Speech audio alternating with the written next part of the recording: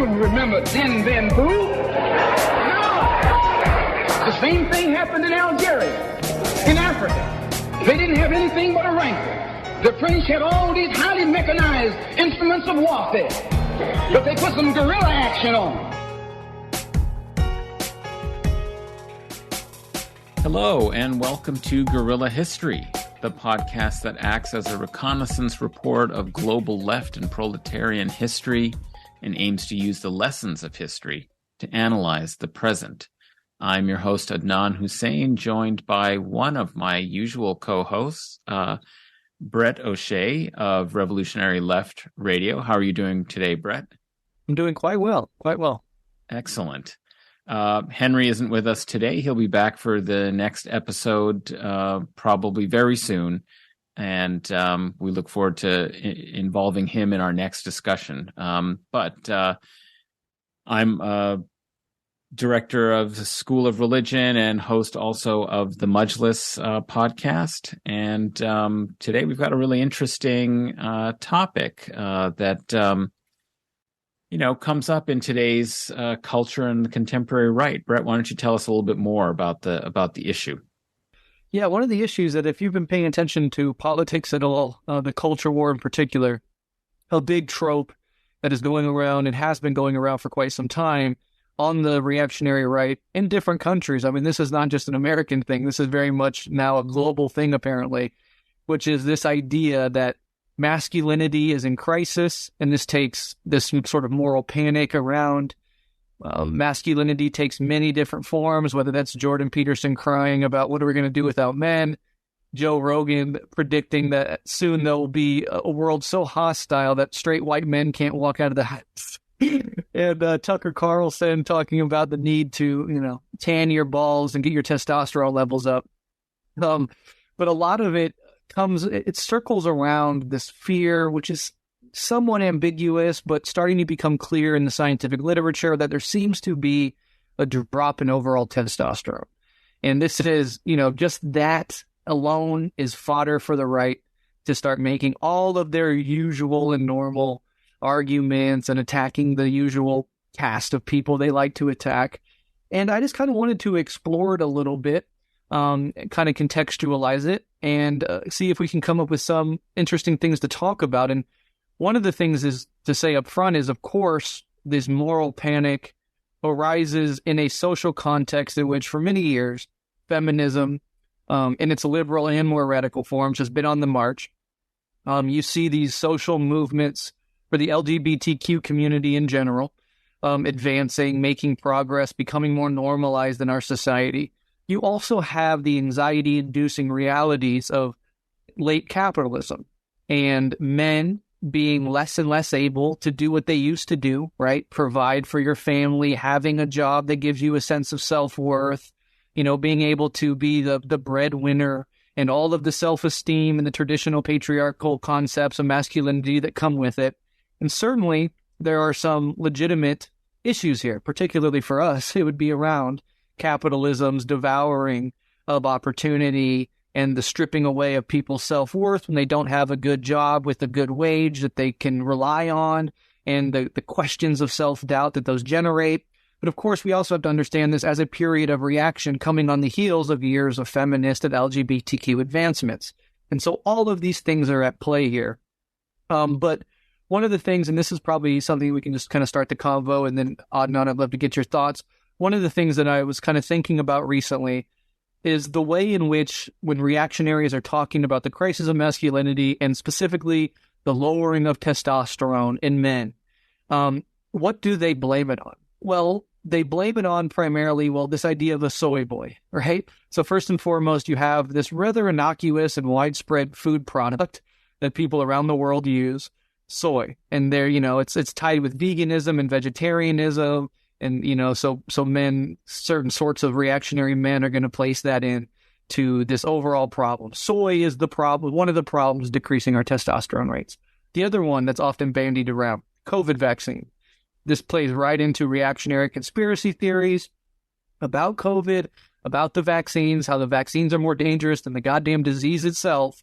And there's continued discussion in reactionary circles about how COVID has sterilized or half sterilized men and women. There's now new markets that are emerging looking for non-vaccinated sperm for women who want to, be fertilized with sperm that have not been contaminated by the vaccine, right? So this is insanity. You have the drag show stuff, and that ties into the anti-trans hysteria more broadly. We know that drag shows are not trans people. Drag shows are theater. Trans people are human beings expressing themselves and living their life in a way that is genuinely, correlative to how they feel inside. But of course, they're being blamed as well. And all of this stuff is now put into a big pot, stirred, and said, this is the problem. We don't have men. Men are losing their testosterone. They're becoming girls. The COVID vaccines are sterilizing us. Any attempt to move away from meat as the primary source of one's dietary protein or whatever is synonymous with the soy boy trope and all of these insecurities around here. And I just wanted to kind of point out that even though the science is sort of ambiguous, there is some data that shows that testosterone levels, for example, have went down over the last several decades. And sometimes you'll look at these charts and it seems quite stark and even sort of spooky, like, wow, that is a problem. And so if we just assume that is a problem, let's just say, even though there's still debate within the scientific community, let's just say generally this is a trend that is happening. What is the actual cause? Is it trans people? Is it soy? Is it vaccines? No. If anything, it is these sort of endocrine disruptors that are found in common household items, the plastic that wraps our food, the plastic we microwave our food in that leaches into the system, right? These are often thought scientifically that if this is a problem, it is these things that are likely causing it. And those things, of course, are what? A result of under-regulated corporate power. Foods that you can eat in the U.S., you cannot eat in places like the EU, for example, because many of the chemicals we take for granted are seen in other countries as, with good scientific backing, unsafe for human consumption. But because in the U.S. in particular, capital is so deregulated, these things are definitely being pumped into us and our families. But what do reactionaries do? They take your eyes off the ruling class, off of corporate power, and they displace blame onto marginalized groups or, conspiratorially, it's nice to blame it on vaccines because that already fits into a pre-existing conspiracy theory. And so I just kind of wanted to bring that to the forefront, show how if this is happening, the real causes are almost certainly under-regulated corporations poisoning us and our families for profit, and how the reactionary right almost never brings that up and instead blames it on various scapegoats that fit into their reactionary worldview. And so I just wanted to make that point. And then, Adnan, I'd love to get your thoughts on those issues or anything surrounding it. Well, I think that was very comprehensive, initial analysis of what's going on here.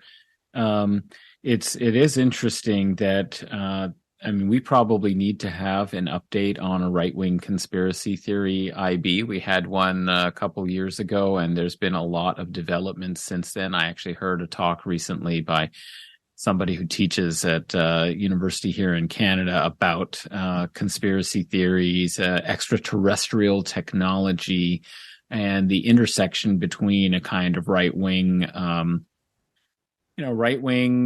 conspiracy orientation and like health and wellness discourse. And so I think this actually fits very solidly into that idea about people being, there is already a whole cultural movement that occurred, the 60s and 70s, which is like natural foods and, other components of,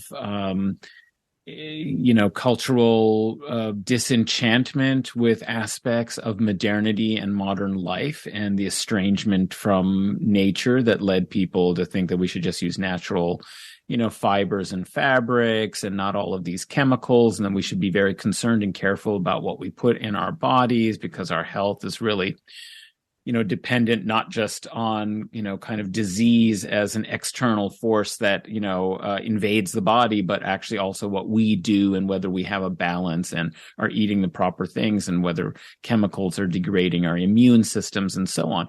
So this discourse has already got longstanding alternative medicine, alternative kind of approaches to health and wellness that, of course, are also increasingly established with scientific evidence of the detrimental effects of, chemical byproducts of so many aspects of modern life. That's already kind of there. What's interesting is the way in which there is an assumption that the cultural factors are also contributing. I don't know if maybe you can elucidate for me whether the logic is really about, these as manifestations of, kind of these medical kinds of changes, or if they really feel that these are causes,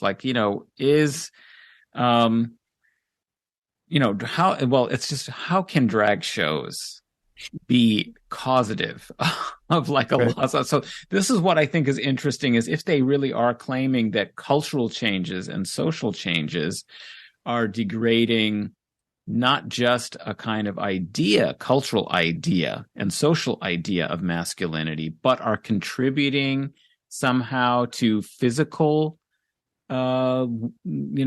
physically lower levels of testosterone, higher levels of infertility, and so on. That is a truly bizarre argument. It's a kind of culturo-somatic, argument.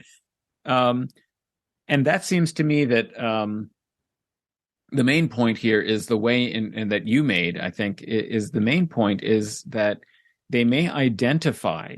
I think there have been changes to what it means to be a man, culturally, that's a culturally constructed notion.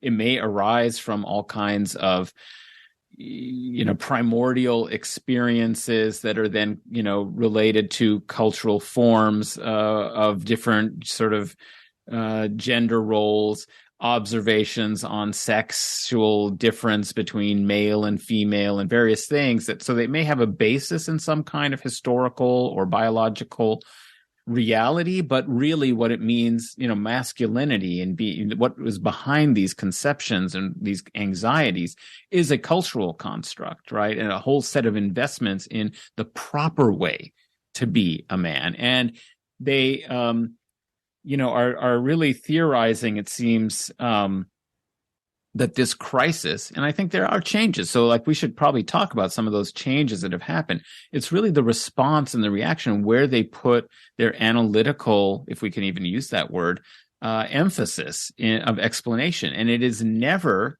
in the broader structural conditions. It is always on these kind of social and cultural changes that are rejected and seen to have an inimical force. So they seem to grasp, I think there's a reality that they're grasping that there is something that's been happening that's serious and changing in our society and culture about gender roles. And that does definitely put, pressure on what it means to be a man. And it just reminds me of a really good book by Susan Faludi, which I haven't looked at for a really long time. And she originally wrote Backlash, the Undeclared War Against American Women. And it was a really important book. It came out, I think, in the 1990s at some point. And she wrote a follow-up to this study of women in America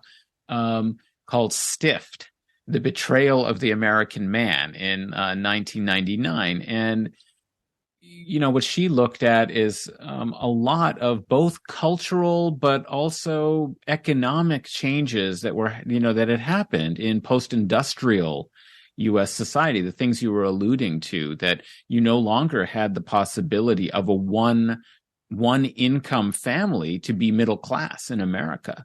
And in fact, it's possible to have, double income and not be middle class in America as things have worsened. But the big shift was not just in World War II, where you had a kind of, change in the labor force because men were sent to the war in Europe and women took over the Rosie the Riveter, but a larger social and economic transformation that started to happen through the 60s and 70s with deindustrialization or unions under pressure, like unions no longer having the same kind of force that they had before, liberalization of the economy, deregulation, and these economic changes ended up meaning that one income wasn't going to be enough to sustain Americans with a middle class lifestyle. And that obviously has meant that women started achieving, even though they were much more exploited and had, so many inequities in pay and other things in the workforce, but that nonetheless women were entering the workforce. This inevitably created stresses in the family, renegotiations of gender roles. It undermined the exclusive kind of economic and cultural power of the male as head of household. I think the whole conservative right wing and Christian movement is something of a backlash against that fundamental change that's been happening for a very long time.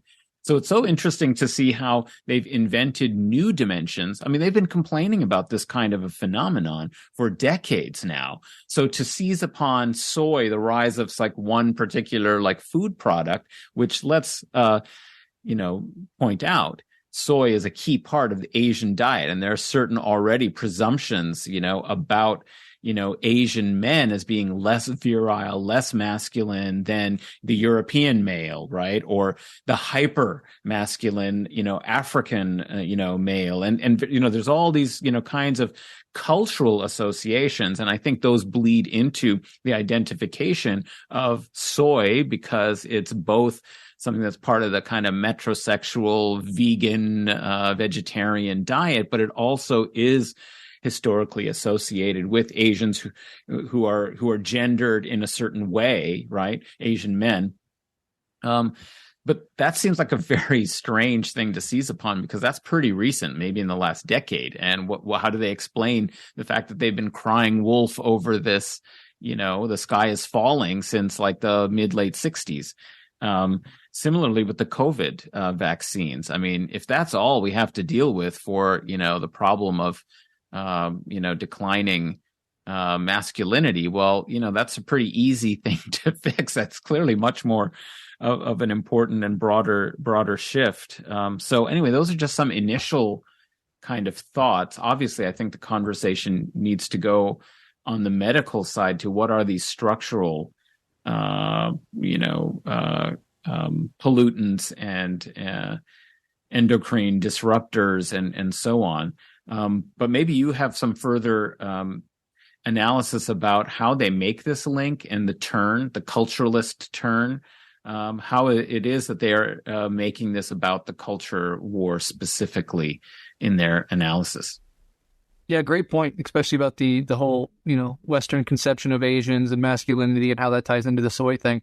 I think like when we're talking about right-wing conspiracies, there's a thing that makes them work so well is that anything can be sort of plugged into them and, added onto an already existing scaffolding of conspiratorial thinking. And I certainly think that with the rise of veganism and, then there's this whole fear of like liberal globalist elites trying to make us eat bugs and take away our meat because of climate change. So then that can plug right in. The COVID vaccines, obviously reactionaries in particular were the ones that were most against it, most likely to emphasize the threats of the vaccine and underemphasize the threats of the actual disease, and of course not understand how vaccines work in the first place. That was and a lot of that anti-COVID stuff came out of this, like you were saying, this health and wellness subcultures, which used to be dominated by like California liberal hippy-dippy types, right, and are increasingly now taken up by the right. QAnon also, interestingly enough, sort of comes out of the similar areas and subcultures, particularly online. Your question about causation is really good, and I want to try to give an answer to it because certainly causal elements like soy or COVID vaccines, they'll say these are contributing to them. They're causally making these things happen. But whether LGBTQ people are LGBTQ because of these things or are causing it, I think that's a little rougher. And I think they would, and it of course depends on the person you're talking to. Everybody's going to have a different way of articulating this, but I think they see them as effects of like these broader globalist, liberal elite trends, as well as causes, right? Because there's a lot of talk on the right about the social contagion of being LGBTQ. Right. On the left, we'd probably say the rise in LGBTQ people. I mean, I don't want to completely dismiss the social contagion phenomena, but largely as society becomes more accepting of different ways of expressing yourself, people feel more confident, more able. They see it as a live option, and they're going to express themselves in these different ways. When the society is deeply punishing and disciplining these other forms of being, people are going to be less likely to even think about exploring that possibility. So, I think that would be like a left-wing response. And the right-wing response would be like, it's trendy to do. It's an effect of these other causes, but it also feeds in to the causes themselves, and that there's a general social hostility to men. So that, if you're a young man, it's more socially acceptable to say that you're non-binary or that you're trans or that you're gay than it is to say, I'm a cis white man and I'm proud or whatever. Mm-hmm. Now, that's not actually necessarily true, but that's certainly an ideology that is being, sort of fronted by these people. So I think like the increase in LGBTQ people, they would see as both an effect and a cause. Like it has a causal impact. It's ultimately an effect of other things, but it's also making the problem worse. But you notice what their solutions are, because that's also very telling. Yeah. Their solutions are never like, let's have healthy, organic produce in every grocery store. Let's end food deserts. Mm-hmm. Let's regulate corporations to make sure that these microplastics aren't infiltrating, our bodies. And, all the corporate profiteering that comes from selling us empty calories and junk food. We should use the government to put a stop to that, because a lot of these people are going to be libertarian and they're always going to be talking about the government as the main threat to their freedom, not corporate power. And of course, when you weaken and delegitimize government in a vacuum, that's the mechanism powerful enough to hold corporations accountable. So their whole worldview is not going to turn to those solutions. What are their solutions? Well, it's like a reinstantiation of traditional patriarchy, an end to liberal globalism and, the conspiracy theories that revolve around them, punishing LGBTQ identities, de-emphasizing and incentivizing them through either old forms of traditional bigotry or through literal state authoritarian power. And some of them in the new right are talking about, in addition to those things, we should also maybe provide some social benefits to help families, right, be reproductive and man and a woman come together and create a baby. There is some economic issues here. We should help, facilitate the formation of families through some forms of social welfare. But when the rubber hits the road, nothing ever is going to come out of the Republican Party of like, let's fund families. Let's give a UBI to all people who have kids. That's the corporate interest in the party is going to stop that. So it's like a rhetoric for a certain section of the Republican Party to pay lip service to, but never actually have to follow through with real material policy, which is interesting. But, I think it also cuts to the core of what is masculinity. We've heard this term come up over the last several years, toxic masculinity, which puts some people on their back foot. And then there's the questions on the left of, okay, if there's a toxic masculinity, is there a healthy masculinity? Could there be a non-toxic form of masculinity? And then we get into the harder questions of, okay, what is exactly masculinity and what is femininity and how are those to be expressed? And I think certain masculinist ideas want to claim exclusive right over some traits. So, for example, you ask one of these people, what is a real man? A provider, a protector, somebody that's strong, right? Somebody that can lead. Okay, but are we also saying that women or non-masculine people can't have those traits? They can't be dependable. They can't protect their loved ones. They can't go out and provide. They can't lead. Well, that seems weird. It's almost as like there's universal human traits. They could manifest differently, perhaps, in, a trans person, in a man, in a woman, whatever. Maybe these universal human traits are funneled through a certain sort of masculinity or femininity, and they have a little different flavor because of, the vehicle through which, the prism through which they were sort of condensed. But I think there's a certain reactionary conception of masculinity which needs to claim exclusive control over certain human traits. No, it really is just a man who can provide and protect and really display strength and really lead. Women are biologically incapable of doing so. These are masculine traits. And anytime somebody that is not a cis man tries to express those traits, it's always going to be a farce, something like that. And so, Right. I think of maybe a left response is kind of what I'm alluding to here.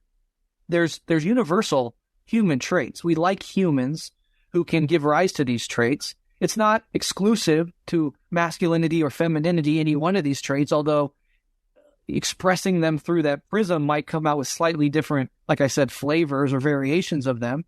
But ultimately, we shouldn't get into this binary thinking that some traits belong over here with this person. She wears pink and she submits herself and she does the kitchen work. And then I wear blue and I do this and I go to work. That's very childish. And it's trying to maintain a socially constructed binary, which is increasingly, I think for good reason, being brought under pressures, whether that is external pressures because of the material conditions shifting or social pressures of the advancement of otherwise marginalized groups. It sort of puts masculinity on its back foot. And I would also say that there's something inherently insecure about reactionary masculinity. I think a masculinity that needs to patrol and police its borders is a fundamentally insecure masculinity. So when you have these obviously insecure men pretending to be, these scions of masculinity and giving advice to younger men, it's actually counter effective. It's not effective because what undergirds this display of machismo that these people mistake for healthy masculinity is a profound insecurity. And so if there is a masculinity and there is to be a healthy masculinity, it has to be one that embraces the universality of traits, that does not need to patrol and police its borders, that is comfortable in its own skin, and does not need to exclude anybody else or punish anybody else for crossing any lines or giving voice or expression to anything that doesn't fit inside this preconceived binary of masculinity and femininity. So again, this is a tough question. I think the left has some work to do on confronting this stuff because I think it is potent for men. I think it is very potent for young men with very few opportunities in the world to start blaming women, blaming the left, becoming down these reactionary rabbit holes. And there's a lot of insecurity that doesn't want to be faced. You don't want to, as a young man, especially when you're deeply insecure, look that insecurity in the face and try to deal with your own shit. What happens is you repress that part of yourself, that insecure part of you, overcompensate through machismo, and then make that repression into a projection, make it everybody else's problem. It's the lashing out at others, basically. Yeah. And I mean, that's where this toxic masculinity has a new kind of vicious dimension to it. I mean, look at also the rise of the incels. I mean, this is basically a tragedy of masculinity, is suffering under the burden of this particular very narrow, exclusivist, controlling vision of what it means to be a man, to help understand and explain why you're, having inadequacies, in, kind of the dynamic of, relations with the opposite gender, and then, projecting that it is really the problem of women, sort of displacing that, onto women, and then giving real vent to, misogyny. And that's the part that we see, because it turns to this kind of violence, this hostile, aggressive instability, and so on. The root of it, though, seems to be also, the Chad. Okay, that's the key part of it, it seems to me. And that's not often talked about as much as also inadequacy, hatred, and hostility for basically what is in kind of masculinist gendered terms, a kind of divide that is also a class divide, that is other things that are associated with it. But this kind of sense that, I won't be attractive to the other sex because I'm not wealthy.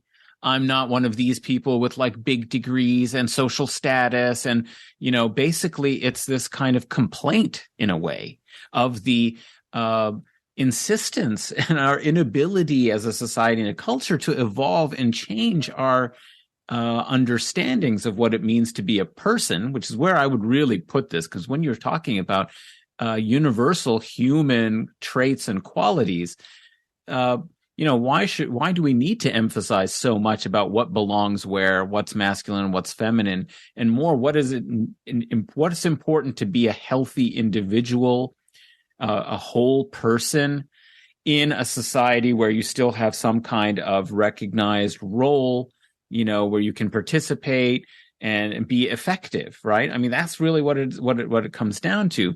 And so what this whole gendering analysis, and I think you're absolutely right that the left should, and I think many have, people who are doing kind of work on, gender theory and so on. But it hasn't become very popular, I would say, in even leftist movements, is that the critique is clearly that capitalism, is incredibly destructive, and especially the current form of capitalism and its failures.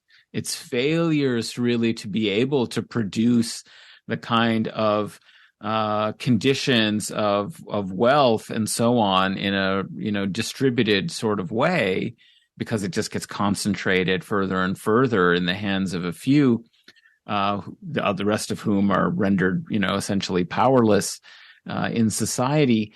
Is that this is so disruptive of normal human social relations, and gender is just being scrambled along with it, like so many other things, like so many other ways of orienting yourself.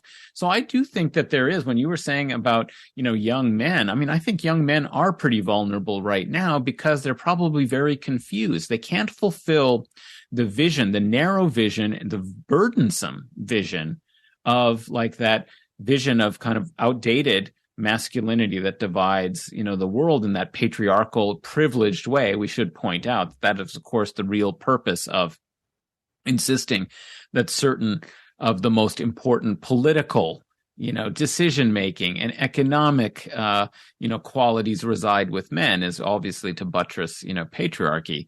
But they can't really fulfill that burdensome set of obligations. It's kind of impossible to do that, really, except as a kind of cartoon character of ultra machismo that you already, were analyzing.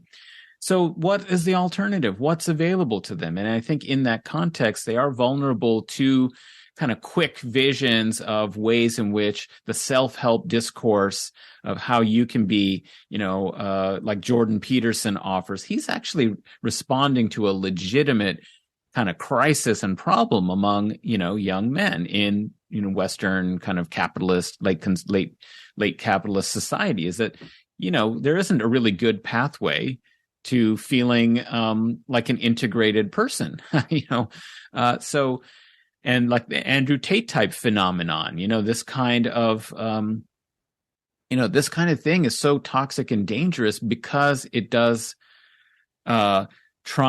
present some kind of so-called solution or answer and a pathway for how you can, still fulfill this ideal. I think, the real kind of question here is, well, what can we do on the left to make more,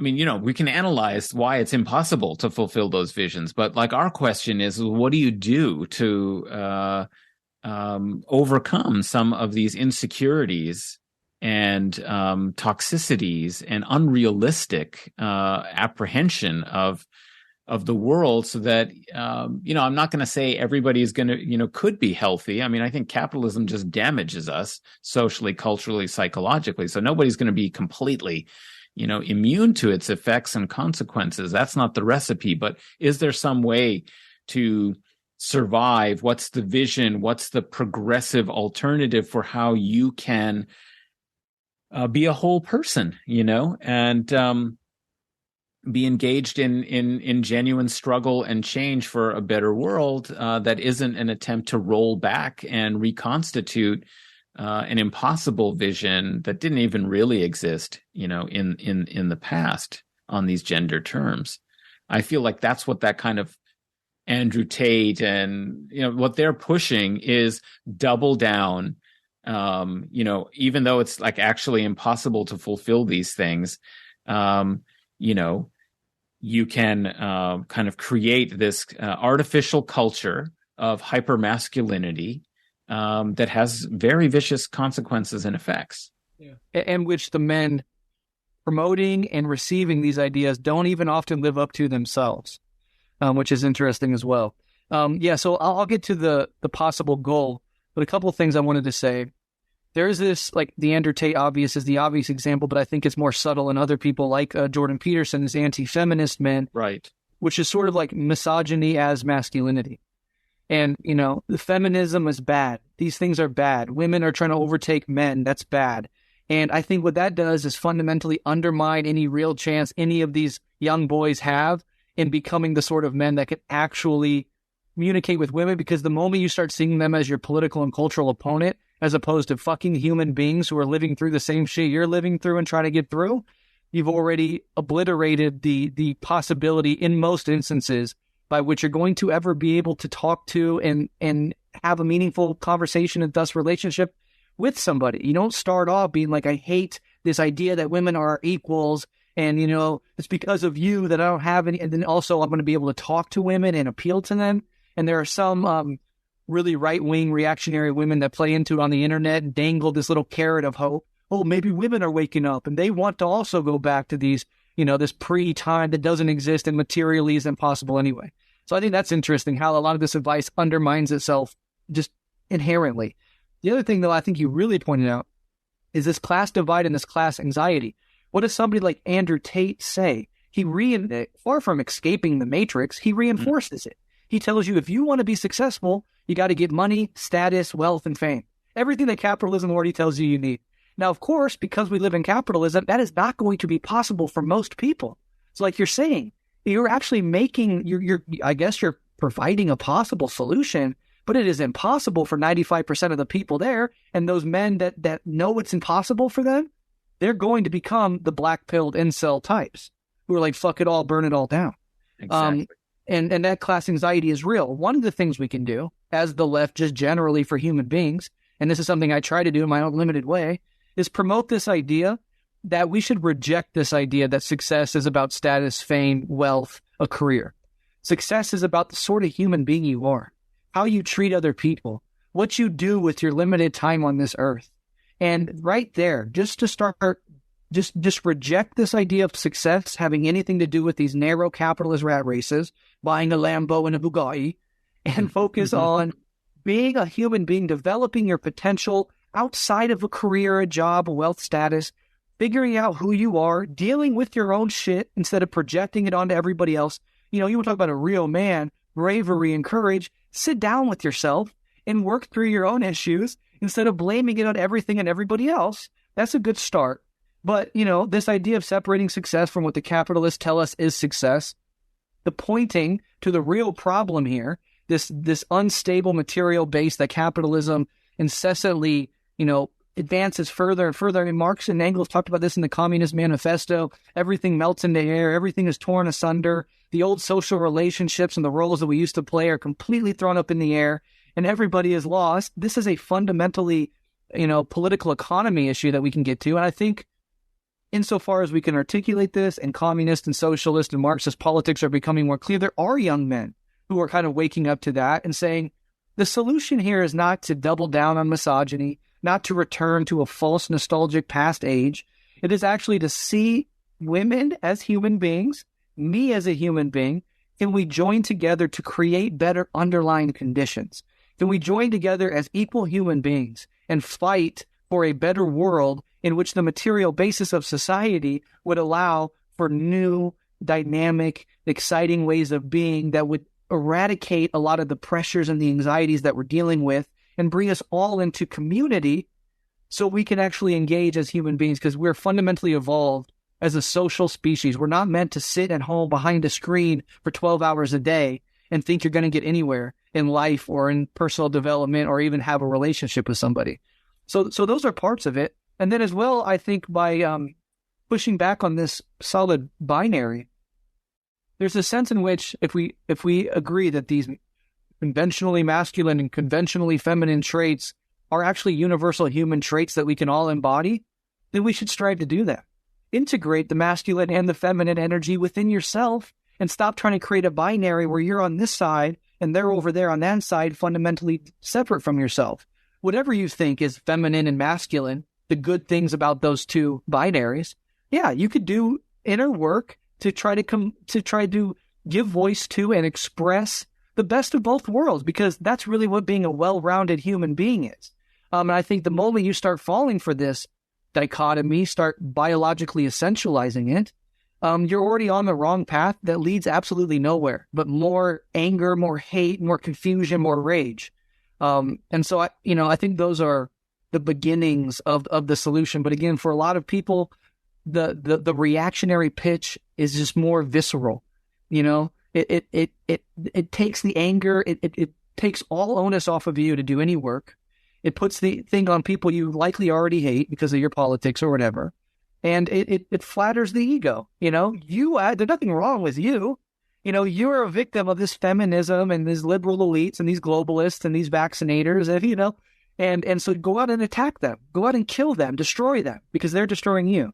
Okay, that is viscerally appealing, especially to young, immature men who are frustrated, but it ultimately leads nowhere except more social disintegration and chaos, and it doesn't actually solve the problem. So we have, as always, as communists, this problem of we have better answers and better solutions, but the fascist and reactionary appeal is always going to be more guttural and more immediately appealing to some people. And that is like a general problem, and it also instantiates itself, I think, in this issue. Absolutely. I mean, I think I agree completely with those recommendations for how we can get outside of this binary way of imagining relations and gender. I mean, if you can be a more caring and supportive individual, whether you're male or female, that's a good thing. That isn't being a feminine.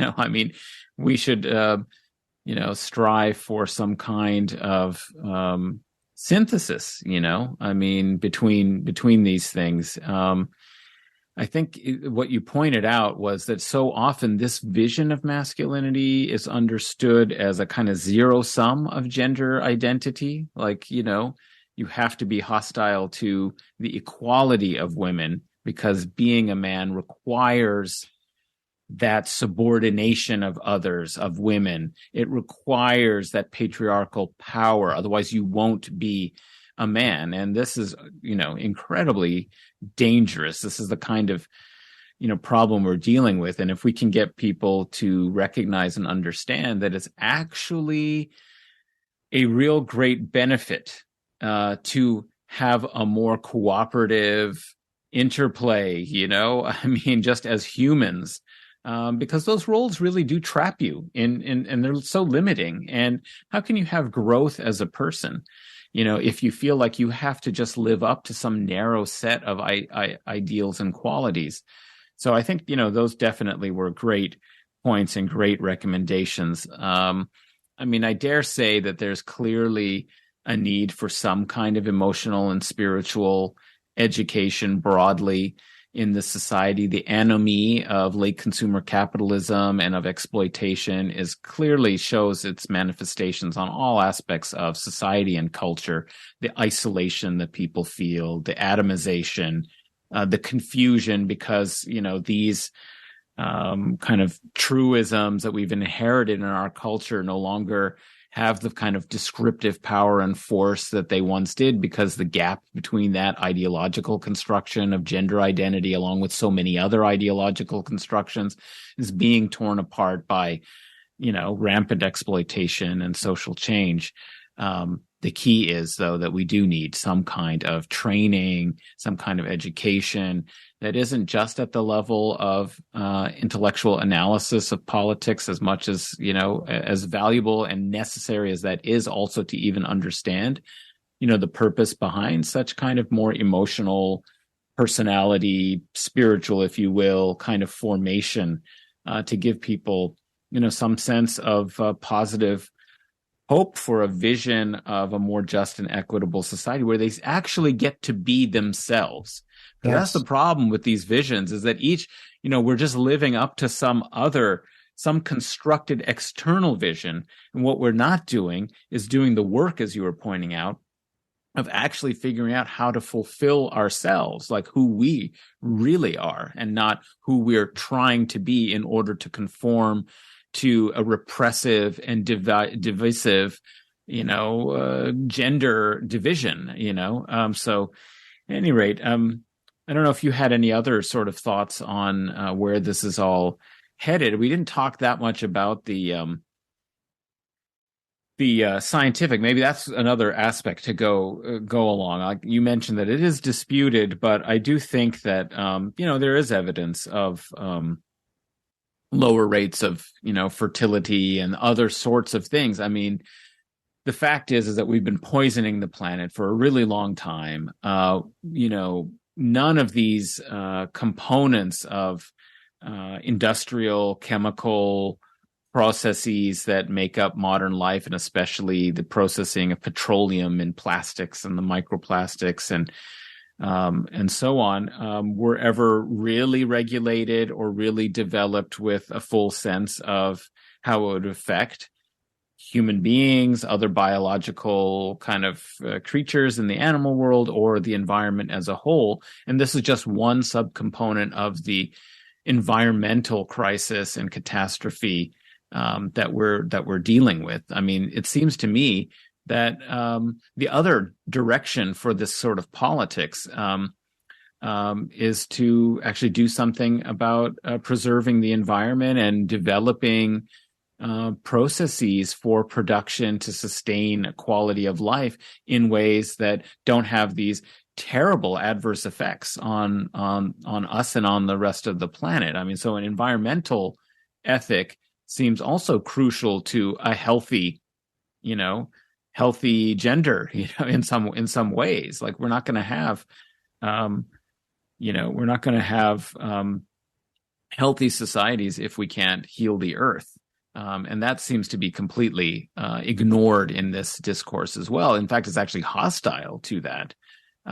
Even as there are eco-fascists who recognize, that there's, one subgrouping on the far right are these eco-fascists who don't deny, climate change and environmental devastation, but, see a right-wing, exclusionary politics needed to guard and preserve from the inevitable waves of immigration and consequences of the destruction of the planet. So that's like, one component of it. But the vast mainstream of these right-wing groups that are so obsessed with these cultural questions and cultural problems is never to look to material reality and to take seriously that, 150 years of industrial production, often unregulated, increasingly unregulated, is having disastrous consequences and effects for us, and that should be, targeted.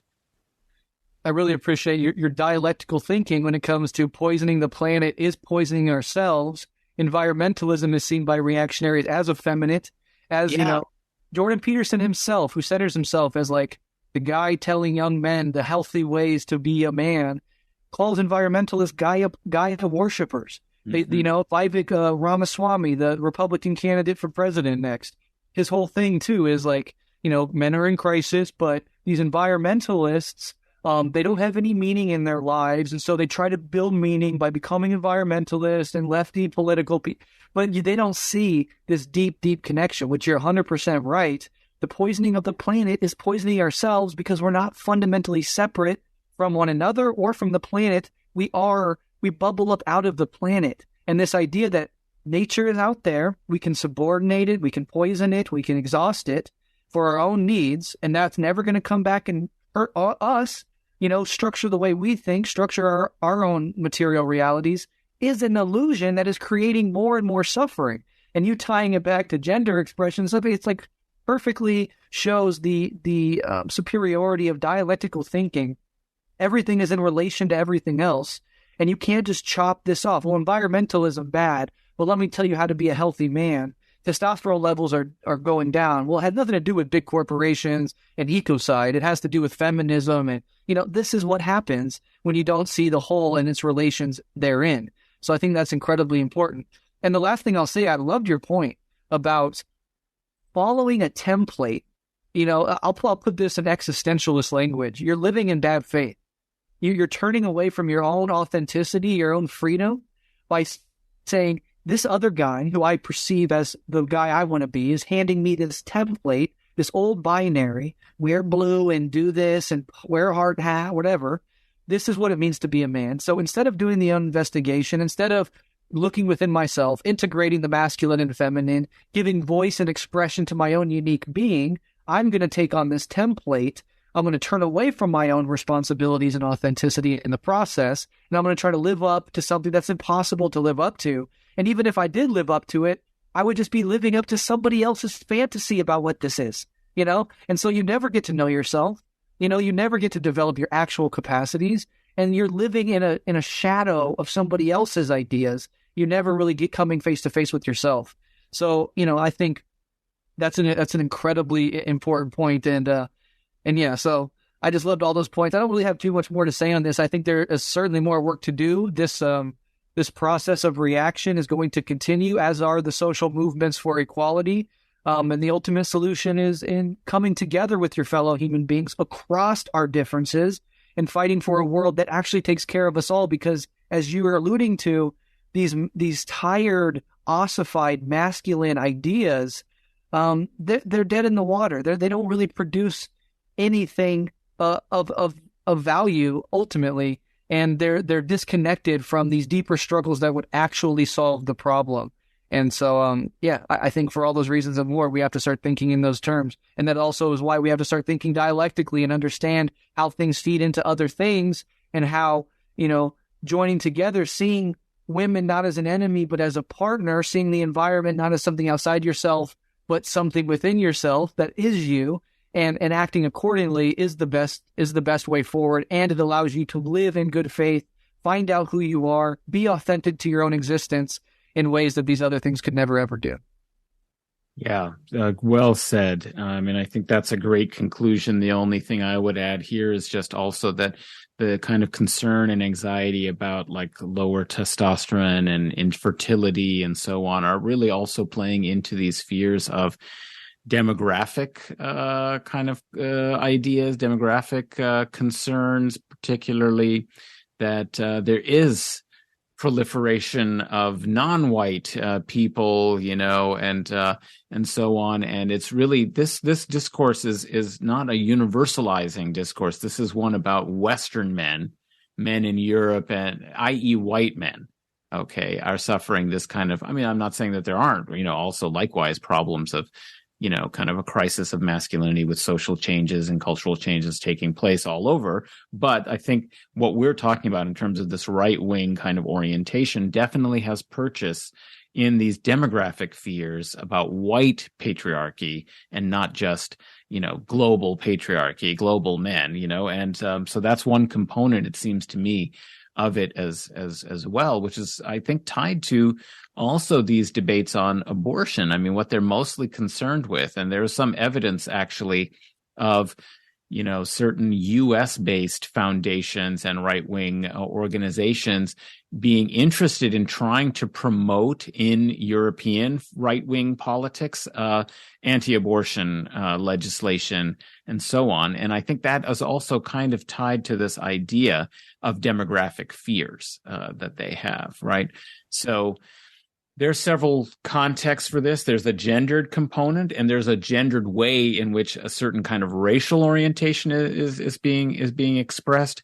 And of course, also as Marxists, we're always very keen to see the way in which a class politics and a class analysis also helps us understand the way this has come together in this particular way.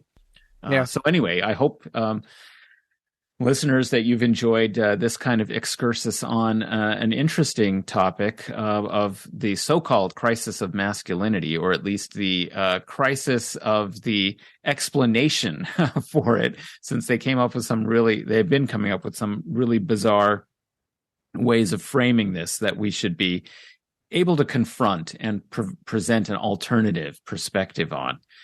Breht, can you tell the listeners where to be in touch with you? Yeah, you can find everything I do at revolutionaryleftradio.com. Great. And listeners, you can follow me on Twitter at Adnan A. Husain, Husain. And also I encourage you to listen to my other podcast, The Majlis, Majlis. And for example, we just recently had an episode on Iraq 20 years after. By the time this comes out, it will have been a week or so since then, but hopefully you might still find it relevant. Until that time, and also you can follow the podcast on Twitter. I believe it's at Guerrilla, GUERRILLA_pod.